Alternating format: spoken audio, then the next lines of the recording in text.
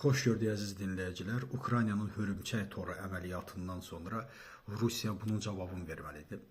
Biz də əlbəttə ki, bu cavabdan danışırdıq ki, nə edəcək? Böyük ehtimal sivilləri öldürəcək, uşaqları öldürəcək.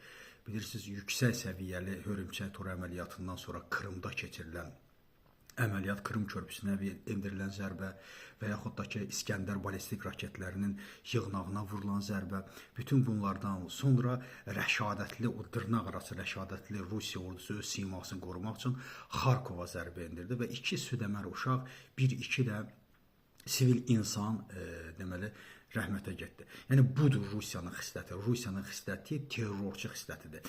Eynən terrorçunun da işlətdiyi deməli ssenari budur. O da özünü partlatma ilə sivil insanları öldürür və Rusiyada terror dövləti olduğuna görə o da yalnız bunun cavabını daha yüksək səviyyəli əməliyyatla deyil, Ukrayna kimi bir əməliyyat keçirmək, bir zehni ortaya qoymaq, bir xüsusi xidmət orqanlarının yüksək səviyyəsini göstərmək deyil, yalnız terrorçu kimi bir iş görməklə insanları öldürməkdən başqa bir işə yaramadı və doğrudan da cavab elə bu formada oldu. Amma bu günlərdə yenidən biz onun şahidi olduq ki, artıq Ukrayna ordusu F-16 ilə, bu tarixdə ilk dəfə görülən bir məsələdir, F-16 ilə Su-35 təyyarəsini deməli vurdu. Burada İsveçin Ukraynaya verdiyi AVAX, yəni xüsusi radar sistemi ki var, hansı ki Rusiya bunun analoqunu A-50'lərini itirdi bu hörümçək toru əməliyyatında.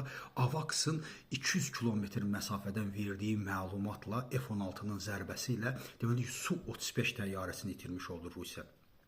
Və bununla bərabər 13 tank karvanı daşıyan qatarın da vurulmasını artıq Ukrayna platformaları yazmağa başlayıb. Onların bu platforması yazdıqdan sonra da məlumatlar təsdiqini demək olar ki tapır. Yəni dediyim kimi artıq tarixdə və Rusiyanın bilin ki ən müasir qırıcılarından biridir Su-35. Su-35'in F-16 ilə vurulması bu da tarixə keçmiş oldu. Sumi istiqamətində Sumi səmasında.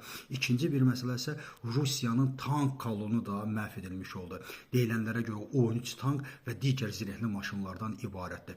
Yəni bu onu göstərir ki, artıq Ukrayna öz texnoloji səviyyəsini tam sürətdə ortaya qoyur və Rusiyanın adekvat cavab verməsinin qarşısını yalnız ciddi əməliyyatlarla məhv etmiş oldu ki, bununla da demək olar ki, artıq biz Ukraynanın ərazidə daha ciddi əməliyyatlarının şahidi olacaq. Çünki bunlar bir-birinin ardıca gəlirsə, demək ki, bundan sonra da gəlmiş olacaq və Rusiyanın da buna qarşı cavabı yalnız və yalnız sivil insanları öldürmüş olar.